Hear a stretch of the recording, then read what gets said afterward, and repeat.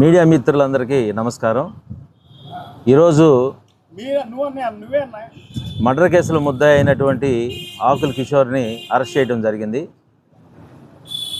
దానికి కారణం 18వ తారీఖున మిడ్నైట్ 2 గంటల సమయంలో వెంకటేష్ అనే అతను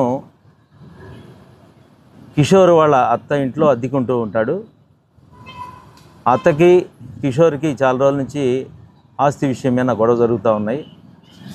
దానికి వెంకటేష్ సపోర్ట్ చేస్తున్నాడని కిషోర్కి వెంకటేష్ మీద కోపం పెరుగుతూ ఉంది. దానికి కారణం ఏంటంటే ప్రతిరోజు ఇతను తాగి వాళ్ళ ఇంటికి వెళ్ళి గొడవ పడుతున్నప్పుడు అది అడ్డుకుంటూ ఉంటాడు.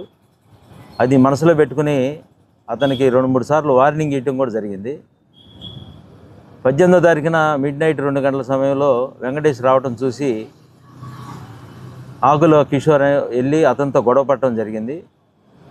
ఆ సమయంలో ఇద్దరు గొడవ పడుతూ రోడ్డు మీదకి వచ్చినప్పుడు పక్కనే ఉన్నటువంటి కర్ర తీసుకుని ఆ తల మీద బలంగా కొట్టడంతో రక్తగాయంతో కింద పడిపోయి ఉంటాడు.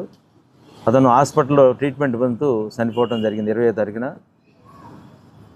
ఈరోజు ఆకుల కిషోర్ వాళ్ళ ఇంటికి వచ్చాడనే సమాచారం రావడంతో అతను పట్టుకుని అరెస్ట్ చేయడం జరిగింది. అతన్ని ఇప్పుడు కోర్టుకి సబ్మిట్ చేస్తాం, రిమాండ్ ఇస్తాం.